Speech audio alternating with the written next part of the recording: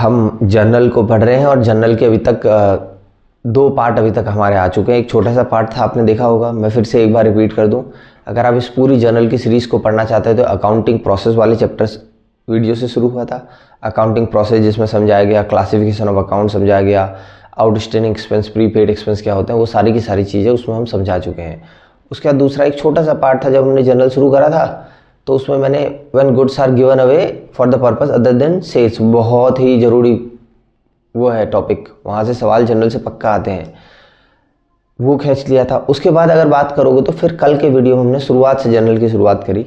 एक boring video आपको लगा होगा क्योंकि बेसिक बताने में थोड़ा सा ज़्यादा समय लग गया। बेसिक चीज़ें बात करी कि उसको बेसिक बुक कहा करते हैं, प्राइम बुक कहा करते हैं, कार्टर ने क्या कहा था, ये तमाम चीज़ हमने उसमें पढ़ी। उसके बाद हमने और भी कुछ बेसिक्स पढ़े कि गुड्स किसे कहते हैं, गुड्स अकाउंट में कौन कौन आएगा, उसके बाद कौन कैश ट्रांजैक्शन है, कौन क्रेडिट ट्रांजैक्शन है, ये तमाम चीज़ों पर हम बात कर चुके हैं। शायद कब कैश लिखेंगे, कब आदमी का नाम लिखेंगे, क्रेडिट ट्रांजैक्शन में आदमी का नाम आता है। और आज मैं अपने न्यूमेरिकल्स के सेक्शन शुरू करूँगा। अच्छा एक बात बताओ, आप थोड़ी देर खुद ही सोच के देखो, अगर जनरल क्यों हमें इतने न्यूमेरिकल्स करने पड़ रहे हैं। अगर मैं जनरल एंट्री नहीं कराऊंगा तो जनरल से क्वेश्चन क्या आ सकता है, क्या बेसिक बुक है यही क्वेश्चन आ सकता है? तो क्वेश्चन आएगा तो यही आएगा ना कि एक ऊपर से ट्रांजैक्शन बोलेगा which account to be debited, which account to be credited, तो उसके लिए तो आपको सारी जनरल एंट्री करके जानी पड़ेगी। अब आप बोलोगे 1 नंबर के उसके लिए हमको इतने सारे 4-5 दिन बर्बाद करने पड़ेंगे क्या वीडियो देखे? बिल्कुल, अगर आपको पेपर निकालना है तो ऐसा करना पड़ेगा। अभी समय है तो ऐसा कर भी सकते हैं। इस चैप्टर की ऐसी डिमांड ही है कि समय लगाया जाए इसमें। इसके लेजर में ऐसा कुछ है नहीं समय लगाने लायक, ट्रायल बैलेंस में ऐसा समय लगाने लायक है नहीं कुछ।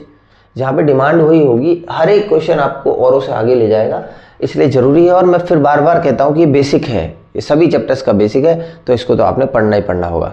एक बार हम आज आगे बढ़ने से पहले फॉर्मेट की बात कर लेते हैं जर्नल के। उसके बाद में फटाफट आपको कुछ न्यूमेरिकल्स स्क्रीन पे लगेंगे, मैं आपको उसे समझाने की कोशिश करूँगा। आपको घर में क्या करना है उस पर हम बात करेंगे। तो देखो आप, मैं स्टार्ट कर रहा हूँ। हाँ, फॉर्मेट जो इसका परफॉर्मा होता है ना, वो जर्नल का कुछ ऐसा फॉर्मेट होता है। आप देखो जर्नल, तो मैं जर्नल का फॉर्मेट आप लोगों को दिखा देता हूँ। सबने ही हमने देखा है बचपन से। एक कॉलम आता है इसमें डेट, एक कॉलम डेट के बाद आपका आएगा पर्टिकुलर्स, एक कॉलम पर्टिकुलर्स के बाद आएगा एलएफ, जिसको हम कहते हैं लेजर फोलियो। इसी के लिए कहानी के लिए मैं थोड़ा सा आपको शुरुआत में समझा रहा हूँ कि आखिर क्या है लेजर फोलियो जो बात कर रहा है।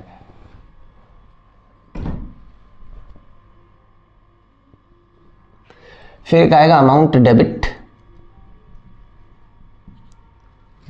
फिर एक कॉलम और खींचेगा किसका, अमाउंट क्रेडिट का। तो और इसी प्रकार आपका ये पूरा का पूरा खत्म हो जाएगा। ठीक, डेट पर्टिकुलर्स के बारे में क्या ही बताना है, अमाउंट डेबिट क्रेडिट के बारे में कुछ नहीं बताता। इसके बारे में बात करेंगे जिसका नाम है लेजर फोलियो। लेजर फोलियो, सवाल अपने खींचते रहूंगा बीच बीच में, आप लोगों को ध्यान से देखने होंगे। आप जानते हैं कि एक बुक का नाम होता है जर्नल, ये तो मान लेते हैं ये आपकी जर्नल की बुक है। ये बीच में से 2 पन्ने हैं इसके, पेज नंबर 12, पेज नंबर 13। आप जानते हैं कि इस जर्नल में लिखने के बाद इसी चीज को हम एक बुक में लिखेंगे जिसका नाम क्या होगा, लेजर। ठीक हो गया, सारी चीज जर्नल से लेजर करेंगे। जर्नल से लेजर में चीजों को लिखने को क्या कहते हैं, लेजर में कहाँ कहाँ से चीजें लिखी जाती हैं, ये जर्नल से या फिर सब्सिडियरी बुक से। तो पोस्टिंग कहाँ से होती है, जर्नल से सब लेजर में होती है, सब्सिडियरी बुक से भी लेजर में होती है, आपको पता है। ठीक है, इसका एक नाम बेसिक बुक, प्राइम बुक, इसका नाम प्रिंसिपल बुक। ठीक, ईडीयू में पूछा गया। उसके बाद अगर आप लेजर की मेरे से बात करोगे तो लेजर की भी ना एक बुक होती है ऐसे करके, लेजर की भी एक कॉपी होगी अलग से, दोनों की एक कॉपी आपको देखने को मिलेगी ना, अलग कॉपी। जर्नल और लेजर कुछ नहीं, एक किताबों के नाम है, कॉपियों के नाम है जिनमें अकाउंटिंग हुआ करती है।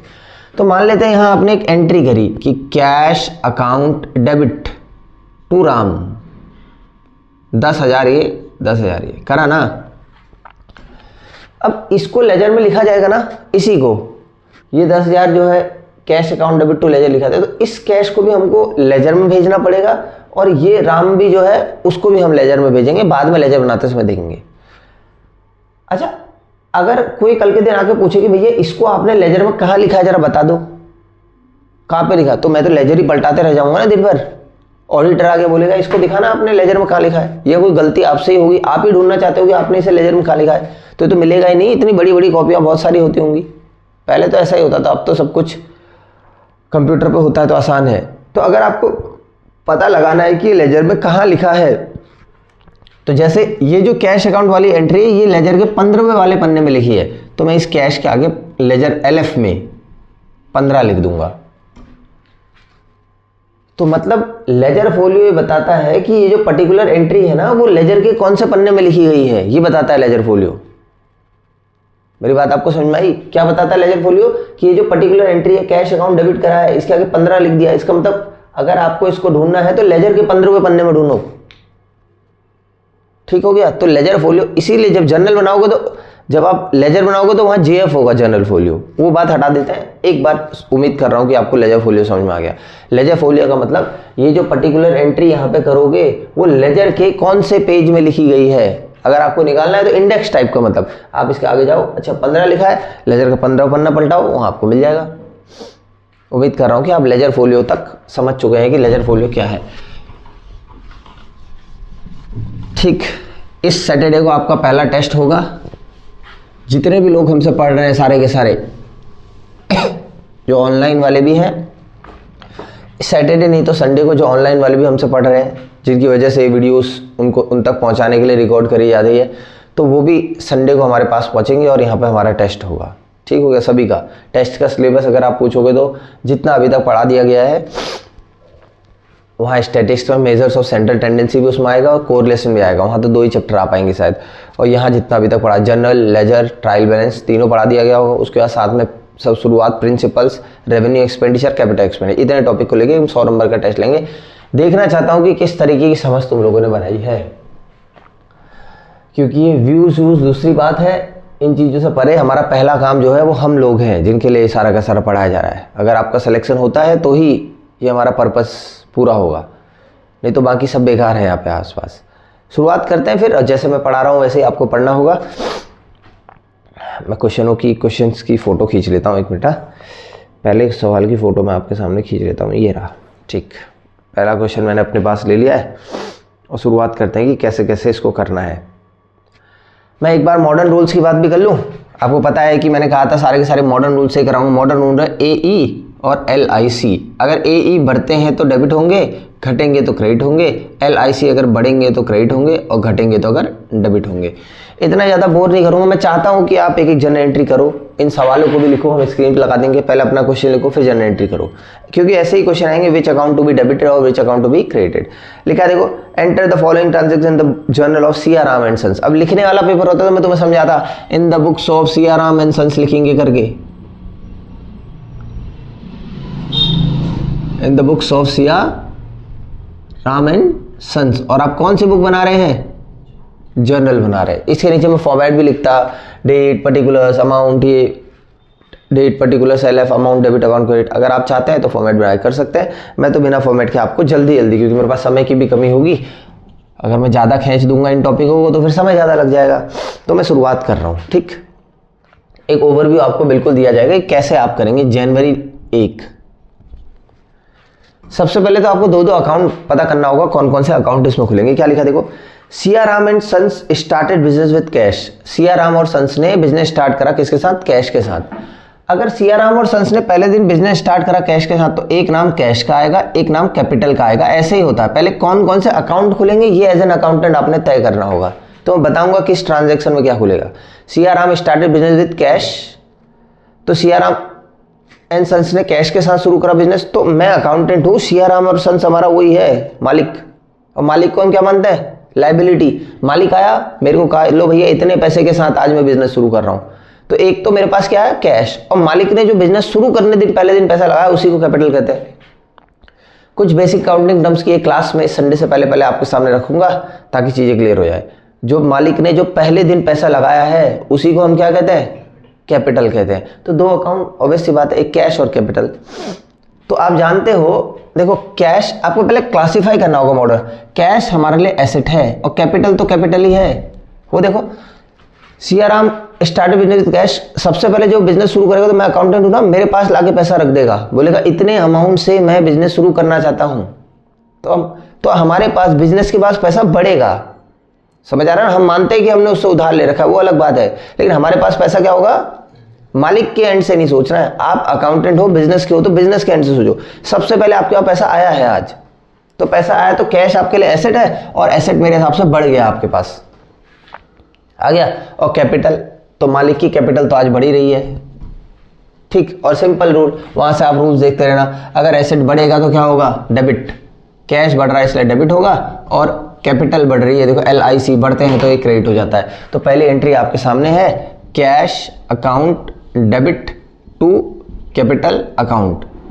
ऐसे लिखने के बाद आपको नीचे से फिर नरेशन भी इसका लिखना पड़ता है। हाँ, ये 50,000 रुपये आ रहा है, 50,000 रुपये ये आया और 50,000 रुपये मेरा ये आया। Being started business with cash, started business with cash, कि मालिक ने बिजनेस शुरू कर दिया किसके साथ, कैश के साथ। ये जरूर आप लिखना प्लीज। अगर आपको नहीं समझ में आता कि कौन एसेट है कौन कैपिटल है तो कहानी बेकार है। फिर याद रखना, हर एक ट्रांजैक्शन के बारे में पता चलना चाहिए, AELIC में से आखिर वो कौन है।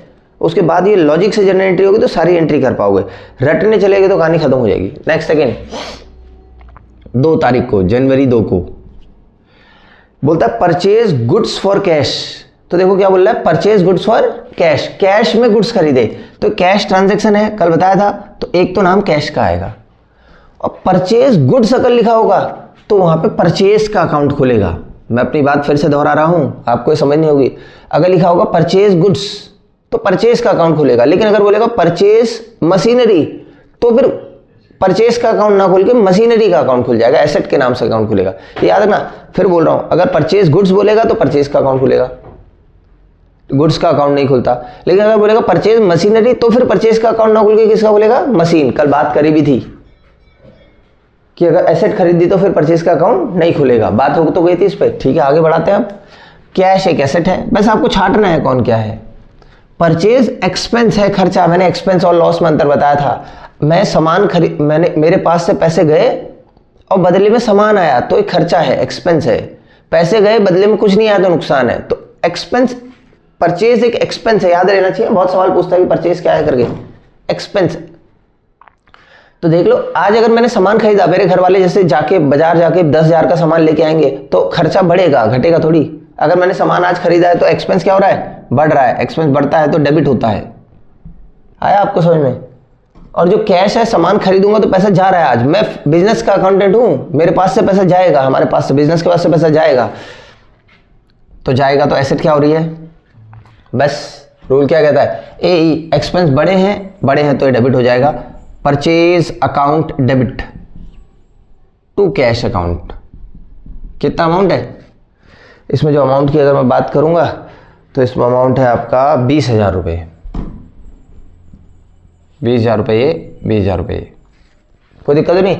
अच्छा, नरेशन जिसको नहीं आ रही, नरेशन तो कभी वहां पूछ नहीं सकता, नरेशन भी नहीं लिख रहा हूं मैं, क्योंकि जर्नल के बारे में पूछेगा।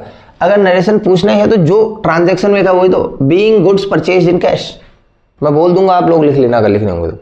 बीइंग गुड्स परचेज इन, हर चीज के बारे में पता होना चाहिए। एक काम और मैं बार बार बोल रहा हूं, मैं मॉडर्न रूल से पढ़ा रहा हूं, मैं बताऊंगा AELIC से कौन है। आपका काम क्या है, ऐसा पूछा जाता है कि ये पर्सनल अकाउंट है, कैसा अकाउंट है, घर जाके बहुत क्वेश्चन है कि पर्सनल अकाउंट है, नॉमिनल अकाउंट है, रियल अकाउंट है, तो आप इनमें से दिमाग लगाना कि कौन क्या है। जैसे कैश एक रियल अकाउंट है, एसेट।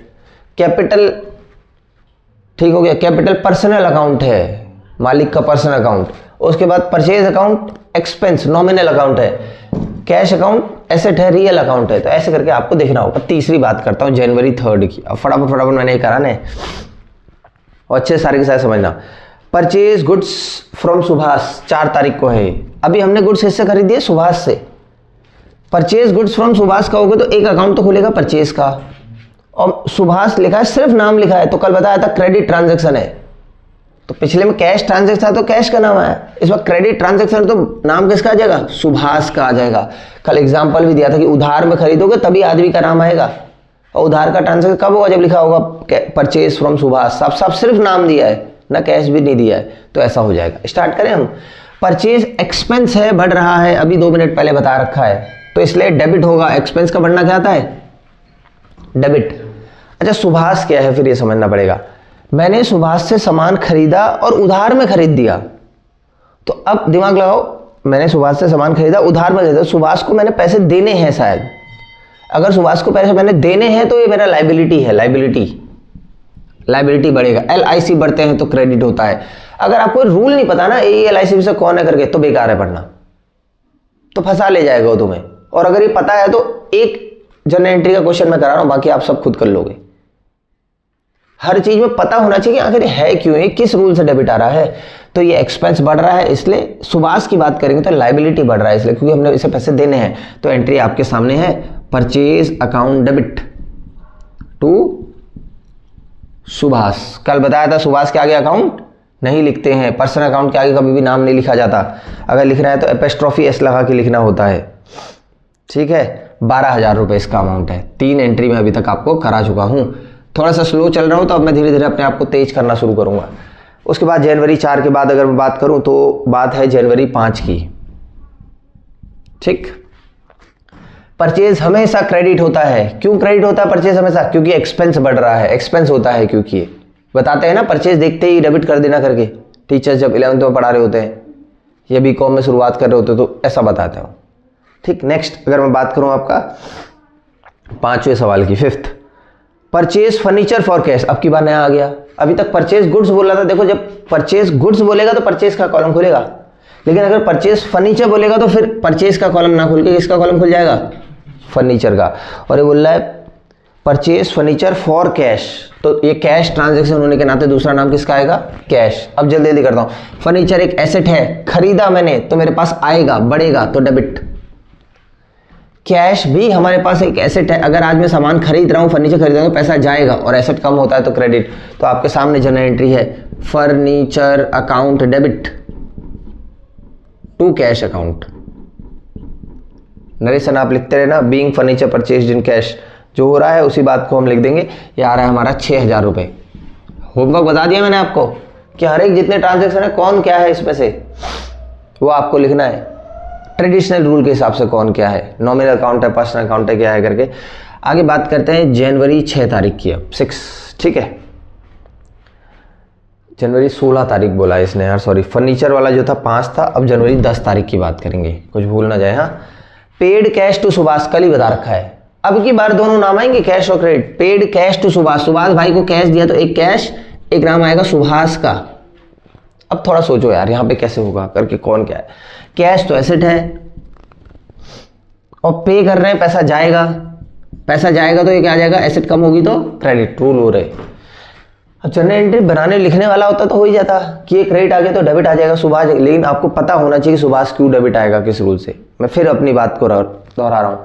आज हमने सुभाष को पैसे दिए हैं, मैं जानना चाहता हूं सुभाष को हमने फ्री में तो पैसे दिए नहीं होंगे। सुभाष को हम इसलिए पैसे दिए हैं हमने क्योंकि हमने उसे पैसे पहले से देने होंगे, और जिसे पैसे देने होते हैं ना उसे लाइबिलिटी कहते हैं।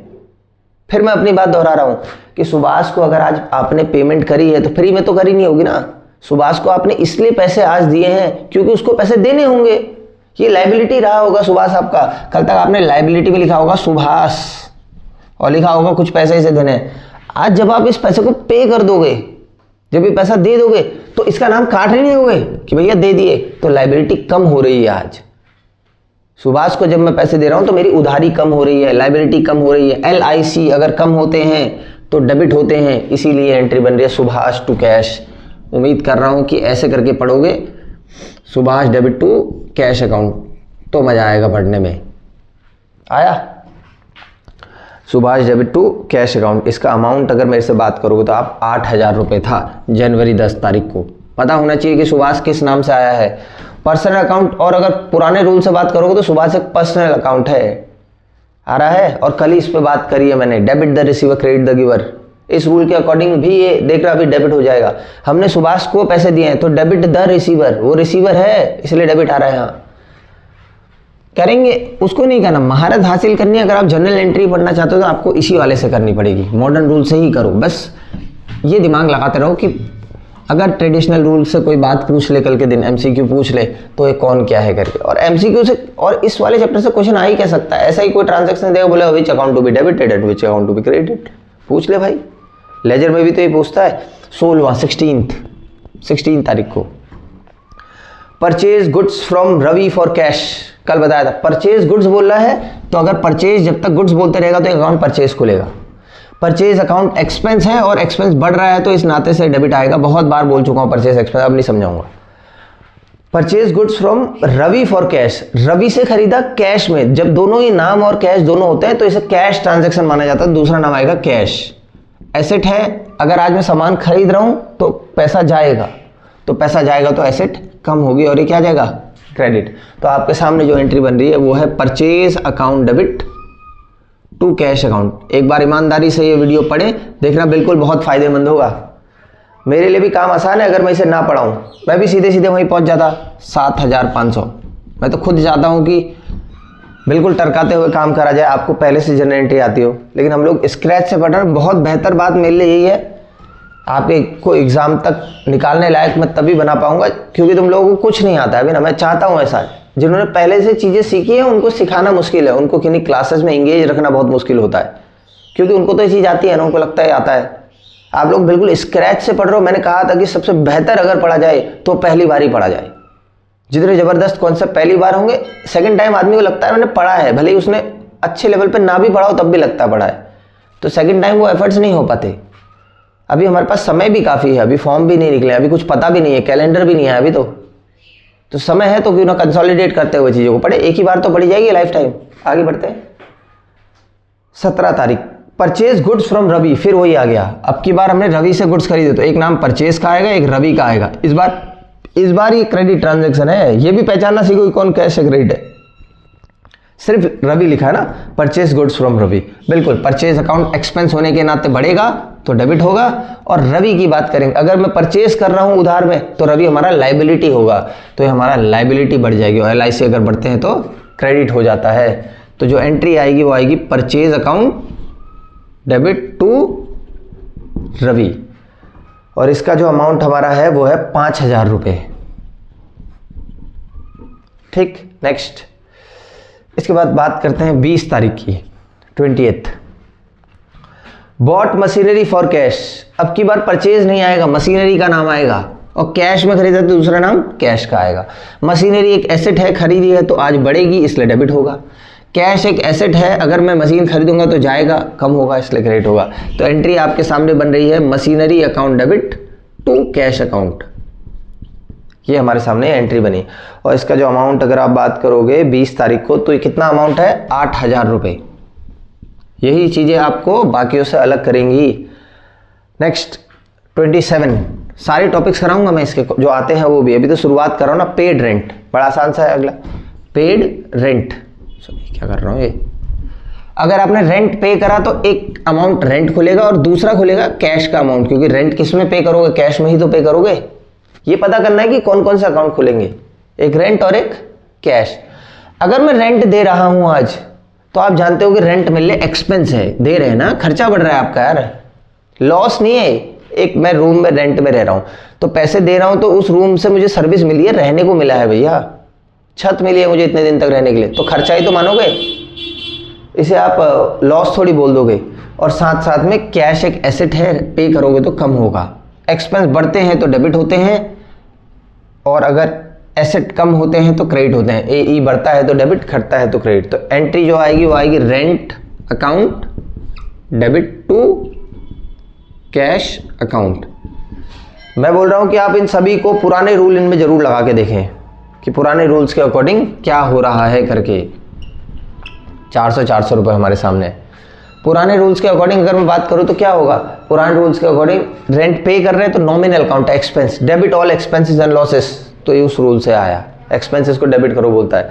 और 2 अगर मैं बात करूंगा तो कैश अकाउंट। एक पहला सवाल मैंने आपके सामने पूरा कर दिया है, तो एक क्वेश्चन हमारा हो चुका है। अब हम दूसरे क्वेश्चन की तरफ को बढ़ने जा रहे हैं। जितने क्वेश्चन यहाँ स्क्रीन पर लगे हैं सभी जरूरी हैं। अब की बात 2020 की बात है और अप्रैल की बात है, अप्रैल 7। ठीक, करके देखिए क्या बोलता है क्वेश्चन। क्वेश्चन बोल रहा है कि सोल्ड गुड्स फॉर कैश, अब की बार हमने बेचा है। देखो जब परचेज गुड्स लिखता था परचेज का कॉलम खुलता था, सोल्ड गुड्स फॉर कैश बोलेगा तो जब आप बेच रहे हो और गुड्स बेच रहे हो, अगर सोल्ड गुड्स बोलेगा तो एक कॉलम खुलेगा सेल्स का, और कैश में बेचा है तो नाम आएगा कैश का, सोल्ड गुड्स फॉर कैश। अगर आप सोल्ड गुड्स फॉर कैश की मेरे से बात करेंगे 13,000 रुपीज़ है, सोल्ड अगर गुड्स लिखा होगा तो सेल्स का नाम आएगा, सोल्ड मशीनरी लिखा होगा तो मशीनरी का नाम आएगा। तो अच्छा देखो, सेल्स जब जब हम करते हैं तो सेल्स हमारे लिए इनकम है, याद रखना प्लीज। सामान अगर बेचोगे तो उसके बदले पैसा आएगा, तो कमाया है ना तुमने, तो सेल्स आपके लिए इनकम होता है। इनकम बढ़ेगी जब जब सेल करोगे, और LIC अगर बढ़ते हैं तो क्रेडिट होते हैं। और अगर आपने चीज़ों को बेचा तो कैश एक एसेट है, पैसा आएगा तो हमारा डेबिट होगा। तो एंट्री हमारे सामने है cash account debit to sales account. याद रखना सेल्स अकाउंट क्या होता है, इनकम होता है। देखो मॉडर्न रूल्स इसलिए जरूरी है ना, अगर आप मॉडर्न रूल समझ गए तो आप ट्रेडिशनल रूल अपने आप निकाल जाओगे। कोई पूछे सेल्स कौन सा अकाउंट, तो आप बोलोगे यार सेल्स तो इनकम है, हम सामान बेचते पैसा आता है। अगर सेल इनकम है तो नॉमिनल अकाउंट है, और नॉमिनल अकाउंट बोलता है incomes and gains are credit, इसलिए क्रेडिट हुआ है, खत्म। इसका जो अमाउंट हमारे सामने है वो है 13,000 रुपीज, 13,000 रुपये। ये नेक्स्ट सेकेंड 9 तारीख को क्या बोल रहा है, सोल्ड गुड्स टू महेश। अभी बता था सोल्ड गुड्स ही बेचे जा रहे हैं तो सेल्स आएगा। अब की बात क्रेडिट ट्रांजैक्शन होने के नाते कौन आएगा, महेश। सेल्स एक इनकम अकाउंट है, बढ़ रहा है तो क्रेडिट हमें करना पड़ेगा। महेश को देख लेते हैं, हमने महेश को सामान बेचा उधार में, तो कल के दिन महेश से पैसे हमने लेने हैं अभी, और जिससे पैसे लेने होते हैं उसे हम एसेट बोलते हैं। तो अब की बार महेश हमारा क्या हो जाएगा, एसेट बढ़ाएगा, और एसेट बढ़ाएगा तो डेबिट हो जाएगा। आया, अगर आपने सामान बेचा है उधार में तो महेश से पैसे लेने होंगे तो महेश आपका एसेट होगा जिससे पैसे लेने हैं। तो यहां पे सामने आ गया Mahesh debit to sales account. Mahesh के आगे अकाउंट नहीं लिख सकते, लिखना है तो एपोस्ट्रोफी लगा के लिखना पड़ेगा, क्योंकि यही नियम होता है 15,000। मॉडर्न रूल से ही ट्रेडिशनल रूल बनेंगे, कौन क्या है वो वहीं से पता चलेगा। अगर आप यहां पहचानना सीख जाएंगे तो हर एक एंट्री लॉजिक से करें please. Received cash from Mahesh, आपको आज महेश से पैसा मिल रहा है तो दोनों नाम आएंगे, कैश भी आएगा और आप थोड़ा दिमाग लगाओ, कैश तो एक एसेट है और बढ़ रहा है इसलिए डेबिट हो जाएगा। कब तक बता जाए, महेश की बात करते हैं। महेश से आज तुम्हें पैसा मिला, महेश भाई फ्री में थोड़ी पैसा दे देगा, इसका मतलब महेश से आपने पैसे लेने थे, और जिससे पैसे लेने थे वो हमारा एसेट होता है। तो पहली बात, महेश कौन था, एसेट था। महेश से अगर आज पैसे मिले हैं तो फ्री में नहीं, महेश से पैसे पहले से लेने होंगे, महेश एसेट रहा होगा आपका। तो कल तक आपने लिखा होगा, देखो एसेट्स में किसका नाम लिखा होगा, आज भाई पैसे दे देगा तो काटोगे नहीं एसेट में नाम, तो आपकी एसेट आज कम होगी जब महेश से पैसा मिल जाएगा। तो कोई दिक्कत, समझ आ रहा है। और ये आ रहा है, अगर सॉरी एसेट कम होगी तो क्रेडिट हो जाएगा। इसका जो अमाउंट की अगर मैं बात करूं तो ये बोल रहा है 10,000 रुपये, तो अमाउंट आपके सामने है, cash account debit to Mahesh. ये हमारा जो आ रहा है 10,000 रुपये। सभी अच्छे से एक एक इसको नोट्स बना के लिखें, समझे कि कौन क्या है। और मैं बार बार बोल रहा हूँ कि आप इसके बाद ये तय करो कि ये कौन सा, ये पर्सनल अकाउंट है, ये रियल अकाउंट है, ऐसे करके पता करें। 18वां number, sold goods to Suresh for cash. ये देखो सोल्ड गुड्स बोला है तो फिर से एक अकाउंट आएगा सेल्स, सेल्स इनकम बढ़ाता है तो क्रेडिट होगा। और गुड्स किसको मैंने बेचे हैं, सुरेश को अब की बार। और देखो लिखा sold goods to Suresh for cash भी लिखा अब की बार। तो ये कैश ट्रांजैक्शन, जब नाम और कैश दोनों ही होते हैं तो कैश ट्रांजैक्शन होता है, कैश अकाउंट। ये एसेट है, अगर आप सामान बेचोगे तो कैश आएगा शायद, तो एसेट बढ़ेगा, एसेट बढ़ेगा तो डेबिट होगा। तो एंट्री आपके सामने फिर से मैं रखने जा रहा हूं जिसका नाम है cash account debit to sales account. जबरदस्ती न्यूमेरिकल नहीं पढ़ा रहा हूं, मैं मानता हूं अपने पॉइंट ऑफ व्यू से कि ये बहुत ही इंपॉर्टेंट चैप्टर है कि आपको आए। हमको आती थी तो हमें पढ़ने की जरूरत नहीं पड़ी, जिसको नहीं आती है तो उसको पढ़ने एक ही बार तो पढ़ना है। Sold goods to Suresh, next Suresh को गुड्स बेचे, तो सोल्ड गुड्स जब तक लिखेगा तो सेल्स का अकाउंट ही खोलेगा, इनकम बढ़ेगी और क्रेडिट होगा। टीचर बोलते थे ऐसे कि सेल्स अकाउंट हमेशा क्रेडिट होगा क्योंकि इनकम होती है, परचेज हमेशा डेबिट होगा क्योंकि एक्सपेंस होता है। परचेज क्रेडिट कब होता है, वही when goods are given away for the purpose other than sales. समझ आ गया, वो वीडियो अलग से बना है, वहीं से सवाल पूछता है जब पूछता है which account to be debited credit, तो बहुत जरूरी वीडियो है वो देखना है यहाँ पे। तो 19 को है ना सोल्ड गुड्स टू सुरेश, एक तो सेल्स आ गया और दूसरा नाम आएगा इसका, इस बार उधार में है, बेचा है सुरेश भाई को तो पैसा आएगा, पैसा आएगा तो एसेट है, लेना है तो एसेट बढ़ रहा है, एसेट बढ़ रहा है तो डेबिट हो जाएगा। यहाँ पे आ रहा है Suresh debit to sales account. Amount की बात अगर आप करेंगे तो 7,000 रुपये। उम्मीद कर रहा हूँ बहुत अच्छे समझ में आ रहा होगा आपको। नेक्स्ट 24 तारीख को, ये कमाल का पॉइंट है, withdrew cash from office for personal use. मैं बोल रहा हूँ कि मैं बेसिक अकाउंटिंग टर्म की कुछ वीडियो लाऊंगा, अभी तक ये मान के चल रहा था कि आपको बेसिक थोड़ा बहुत आता होगा, फिर भी मैं आपको 24 पढ़ाने से पहले एक टर्म के बारे में बताता हूँ जिसका नाम है ड्राइंग्स। मैं इसको मिटा लेता हूँ, 24 को ऊपर लिख दूंगा, उसके बाद आपको एक बार मैं ड्राइंग्स के बारे में बता ही देता हूँ कि क्या है करके ड्राइंग्स। हाँ सुनो, तो मैंने कहा था कि ड्राइंग्स के बारे में एक बार आपको बता दूंगा और ये क्या करता है, कैसे करता है, उसके बारे में बता दूंगा। हाँ आपको एक बार क्या है करके, कौन सा रूल से आ रहा है, ठीक सामने देखो। It is the amount of cash या goods taken by the proprietor for his personal या प्राइवेट यूज। देखो हम मैं बिजनेस का अकाउंटेंट हूं और सामने वाला हमारा प्रोप्राइटर है, मालिक। हम किसी को मालिक नहीं मानते। बिजनेस एंटिटी कॉन्सेप्ट कहता है वो जो पैसा लगा रहा है उसको क्या मानते हैं हम, लायबिलिटी मानते हैं। हम मानते हैं कि भैया आज तेरे से उधार ले रहे हैं, समय आने पे तेरा पैसा वापस कर देंगे। देखो अब उसको मालिक ही नहीं मान रहे, तो कभी कभी क्या होता है ना, जो हमारा प्रोप्राइटर होता है वो बिजनेस से अपने पर्सनल यूज के लिए पैसे ले जा रहा है या पर्सनल यूज के लिए गुड्स ले जा रहा है, उसे हम कहते हैं ड्राइंग्स। उसे क्या कहते हैं, जैसे हमारा जो बिजनेस है वो मैंने कहा था उस दिन एग्जांपल दिया था कि ब्लैंकेट बनाता है, समझ आ गया ना, ब्लैंकेट बनाता है, सॉरी कंबल बना रहा है। आजकल ठंडों का मौसम है तो मालिक आया और ब्लैंकेट बार बार ले जाता है, कभी अपने रिश्तेदारों को दे देता है, कभी कुछ चैरिटी करा रहा है दान, तो बिजनेस से तो ले जा रहा है ना वो, और अपने पर्सनल मुद्दों के लिए ले जा रहा है। बिजनेस के मुद्दे हैं बेचना, तो ये ड्राइंग होगा, ये होगा ड्राइंग ऑफ गुड्स। और कभी कैश ले गया, मेरे साहब बोल रहा 50,000 दे दो, मैंने कहा क्यों चाहिए, बोल रहा मेरे बेटे के बर्थडे के लिए चाहिए 50,000, पर्सनल यूज के लिए ले जा रहा है, ये ड्राइंग है। लेकिन अगर मेरे साहब बोल रहा 50,000 दे दो, मैंने कहा क्यों, बोला एसी लगवाना है, यही लगाना है ऑफिस में, यार गर्मियों का मौसम चल रहा है, ऑफिस में एसी लगाना है, ऑफिस के लिए ले जा रहा है 50,000 रुपए। अब की बार ड्राइंग जो ऑफिस के लिए नहीं, अलग अपने पर्सनल खर्चों को ले जाएगा, उसे ड्राइंग्स कहते हैं, ये याद रखना प्लीज। अच्छा ड्राइंग्स का ट्रीटमेंट कैसा होता है, देखो मान लो मालिक ने हमारे वहां जो पैसा लगाया था वो 5 लाख रुपए लगाया था कैपिटल, आज आया और बोला 40,000 रुपए अपने बेटे के बर्थडे के लिए ले जा रहा हूं, तो मैं बोलूंगा ठीक है भाई ले जा।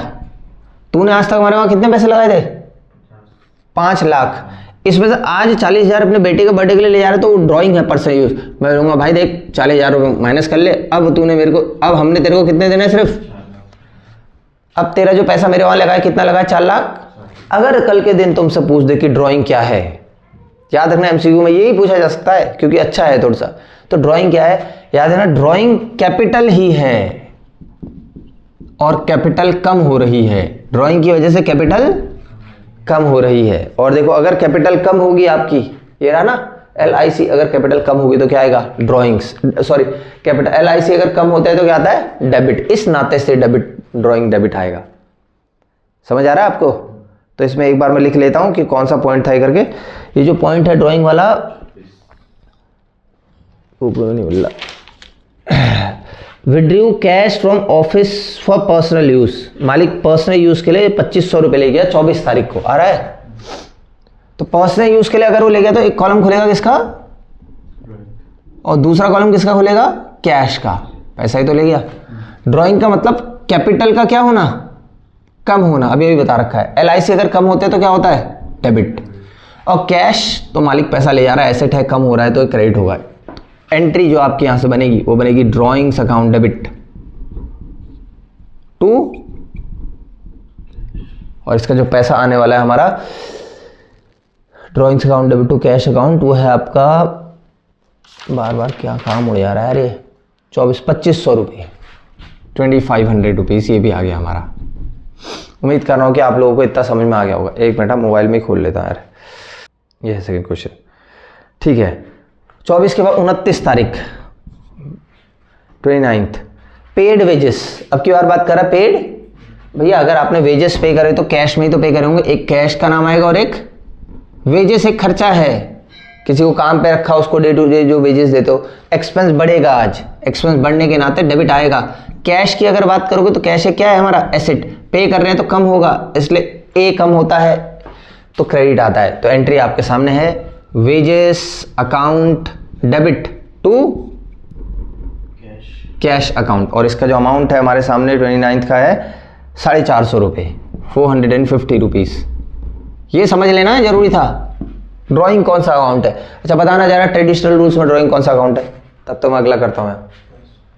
पर्सनल अकाउंट है, बिल्कुल आ गया। नेक्स्ट 30 तारीख को पेड सैलरी, ये कल बताया था, पेड सैलरी टू गोपाल दोनों लिखा है। तो मैंने कहा था जब एक एक्सपेंस पे करते हैं तो एक नाम सैलरी का आएगा, एक नाम कैश में आएगा, कैश में तो पे करोगे। इस बार गोपाल का नाम नहीं आएगा, एक क्रेडिट ट्रांजैक्शन नहीं है जब भी उसे एक्सपेंस देते हैं। सैलरी एक एक्सपेंस है, एक्सपेंस बढ़ता है तो डेबिट होता है। कैश एक एसेट है, पे कर रहे हैं तो कम होगा, इसलिए क्रेडिट आएगा। तो एंट्री जो आपके सामने आ रही है वो आ रही है salary account debit to cash account, और इसका जो अमाउंट आप मेरे से पूछोगे तो 1200 रुपये इसका अमाउंट है। मैं फिर से बोल रहा हूँ कि ध्यान से जब मैं ये क्वेश्चंस करा रहा हूँ तो आपकी जिम्मेदारी बनती है कि आप इसमें ट्रेडिशनल रूल जरूर लगा के देखें। ये दोनों के दोनों जो लिखे जा रहे हैं उनमें से कौन पर्सनल है, कौन रियल है, कौन नॉमिनल है, जरूर देखें। अगला है रिसीव्ड कमीशन 200 रुपये। अब की बार कमीशन मिल रही है तो एक नाम किसका आएगा? कमीशन का। एक नाम किसका आएगा? मिल रहा है तो इनकम है, जो मिल रहा है वो इनकम है। कल ही तो पढ़े रिसिप्ट करके, कमीशन रिसीव मिल रहा है, इनकम है। इनकम अगर बढ़ेगी तो क्रेडिट होगी, LIC बढ़ते हैं तो क्रेडिट होते हैं। दूसरा नाम कैश का है, एसेट मिल रहा है तो एसेट बढ़ेगा, बढ़ेगा तो डेबिट हो जाएगा। तो जो आपके सामने अमाउंट आ रहा है वो आ रहा है कैश अकाउंट डेबिट, जो जनरल एंट्री बन रही है, सॉरी, टू कमीशन। अमाउंट की अगर आप मेरे से बात करेंगे तो इसका जो अमाउंट है वो है 200 रुपये। तो 2 सवाल अभी तक मैं आपको करा चुका हूं। उम्मीद यह है कि आप सही से इनको अभी कर रहे हैं। ठीक, तीसरे क्वेश्चन की तरफ को अब हम बढ़ना चाहेंगे। स्टार्ट करते हैं तीसरे क्वेश्चन को। और ये सारे के सारे जितने में मैं आपको करा रहा हूँ सारे ही क्वेश्चंस इंपॉर्टेंट हैं। अगर मैं चाहता तो मैं भी स्किप कर सकता था, बोल सकता था कि आप पढ़ के आ जाओ, लेकिन मैंने कह रखा है कि हमारे पढ़ाने का अंदाज बिल्कुल ऐसा ही रहेगा कि जैसे हाथ पकड़ के एग्ज़ाम हॉल तक ले जाते हैं उसी तरीके से। सारे सोर्सेज हमारे रहेंगे, सब कुछ हमारा रहेगा, बस आप लोगों को पढ़ना है।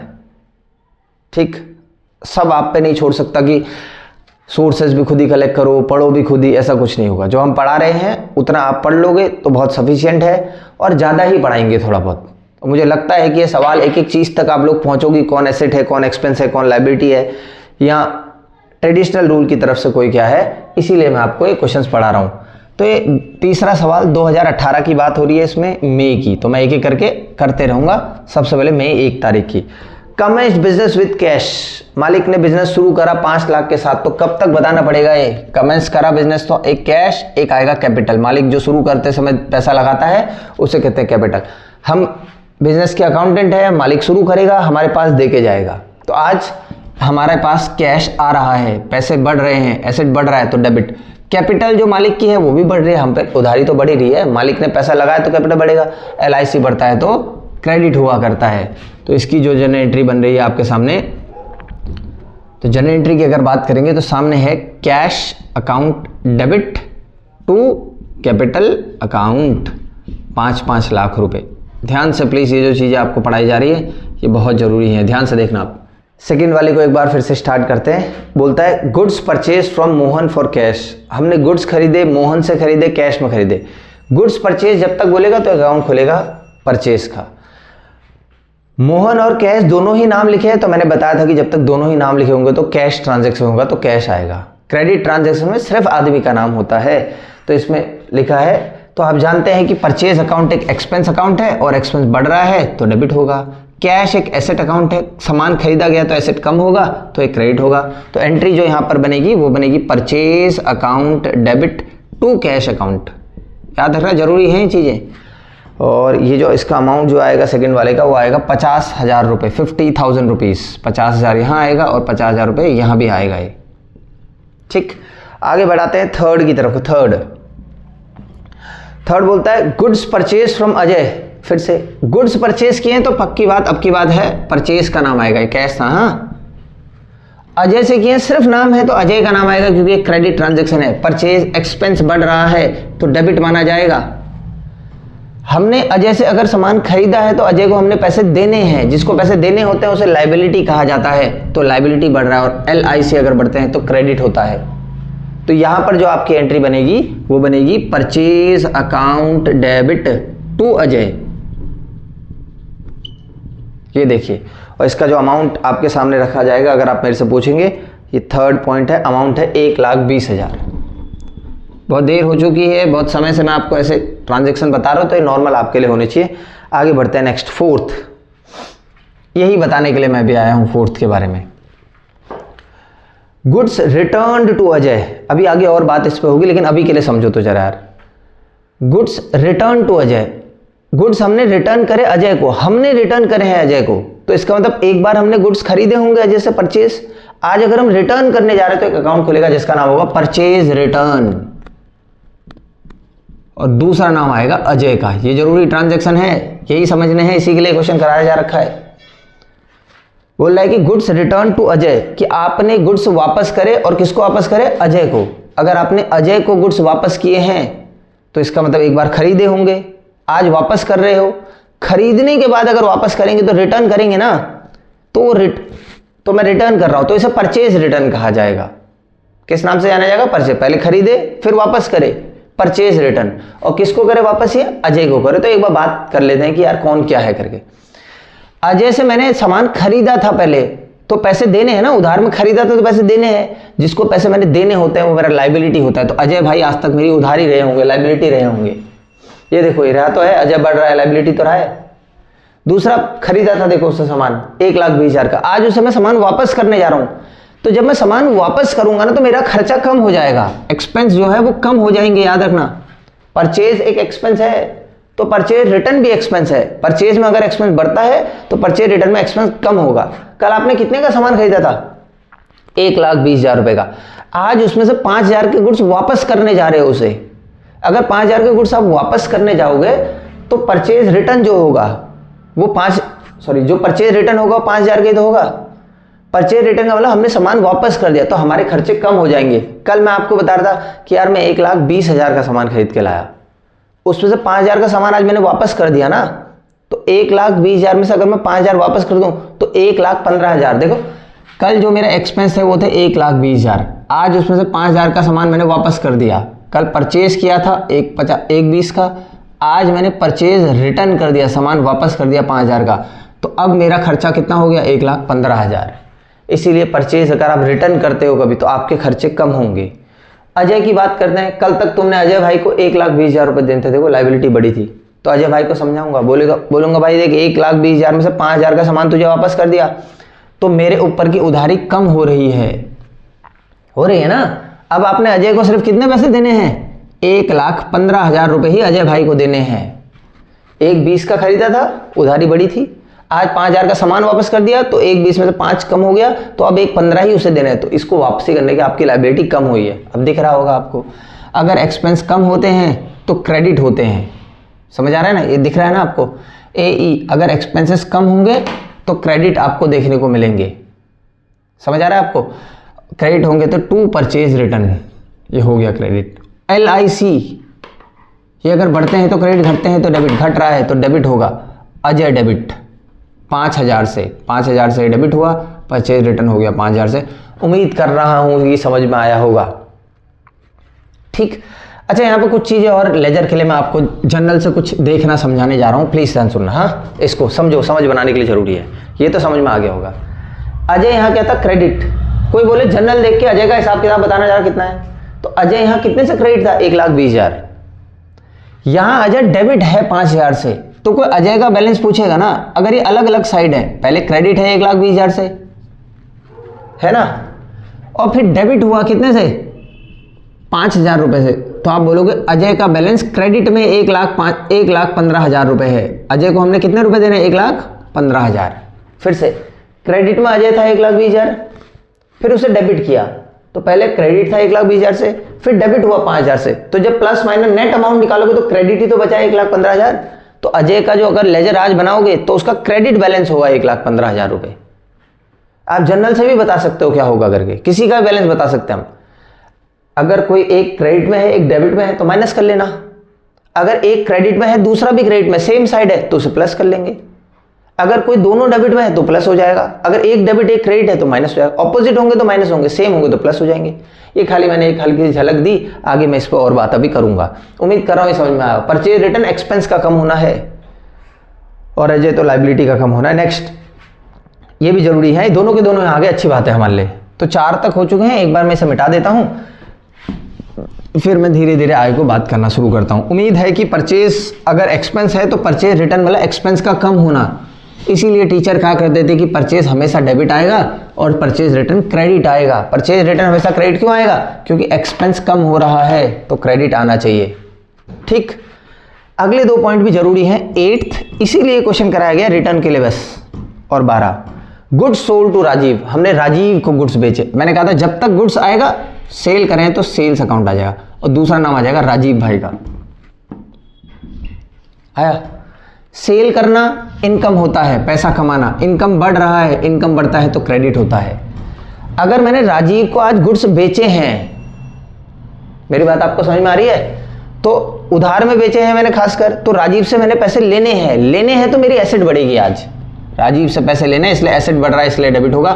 पता होना चाहिए कौन किस नाते से क्रेडिट या डेबिट आ रहा है। तो एंट्री जो बनेगी Rajiv debit to sales account. और इसके अमाउंट की अगर आप मेरे से बात करोगे तो ये अमाउंट है आपका 5,000 रुपये, Rajiv debit to sales. Next last और बहुत important, Rajiv return 10% goods. Rajiv भाई ने भी हमें आज 10% गुड्स वापस कर दिए। सॉरी 5,000 नहीं, ये 40,000 है। अगर आप क्वेश्चन लगा होगा 40,000 का सामान है ये। Rajiv return goods to us, राजीव भाई कल हमसे सामान खरीद के ले गए थे 40,000 रुपये का, आज राजीव ने हमें गुड्स वापस करे हैं तो इसे कहेंगे सेल्स रिटर्न।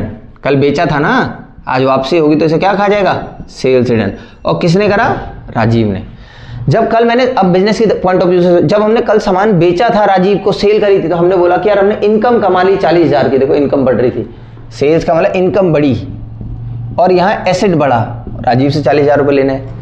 आज जब राजीव हमें वापस करके जा रहा है सामान, इसका 10% मतलब 4,000 का सामान वापस करके जा रहा है, तो जब सामान वापस करेगा तो मेरी इनकम कम नहीं हो जाएगी? अरे कल तुम बोल रहे थे 40 का सामान बेचा, तो आज उसी 40 में से 4,000 वापस नहीं आ गया, तो मतलब तुम्हारी बिक्री जो इनकम है कमाई वो 36,000 कम नहीं हो गई? तो बिल्कुल। तो अगर सेल्स में इनकम बढ़ती है तो सेल रिटर्न में इनकम कम होगी। उम्मीद कर रहा हूं कितना समझ में आ गया होगा। राजीव से कल पैसे लेने थे, एसेट बढ़ रहा था, कितने पैसे लेने थे? 40। अब 40 में से 4,000 का सामान लौटा गए, तो अब राजीव से कितने पैसे लेने? 36,000। तो आज तुम्हारी एसेट कम होगी क्योंकि राजीव 4,000 रुपये नहीं देगा आज। इस नाते से LIC अगर बढ़ते हैं तो क्रेडिट होता है, तो घटते हैं तो डेबिट होता है, तो डेबिट हो जाएगा। इस नाते से राजीव की बात करोगे, अगर एसेट बढ़ता है तो डेबिट, एसेट कम होता है तो क्रेडिट, ये क्रेडिट हो जाएगा। आपके सामने मैंने जनरल एंट्री रख दी है। जनरल एंट्री है sales return account debit to Rajiv और 4,000 रुपये, 40 का 10% होता है 4,000।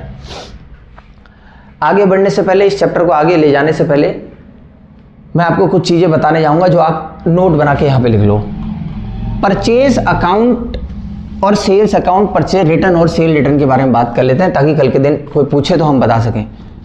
परचेज अकाउंट जो है ना वो डेबिट होता है। क्यों होता है? क्योंकि वो एक्सपेंस है और बढ़ रहा है। एक ही केस में क्रेडिट होता है, वो अलग से पढ़ाया गया है, when goods are given away for the purpose other than sales, उसे ध्यान से पढ़ लेना। तो परचेज रिटर्न की अगर मैं बात करूंगा ना तो इसका मतलब एक्सपेंस का कम होना और ये हमेशा क्रेडिट होगा।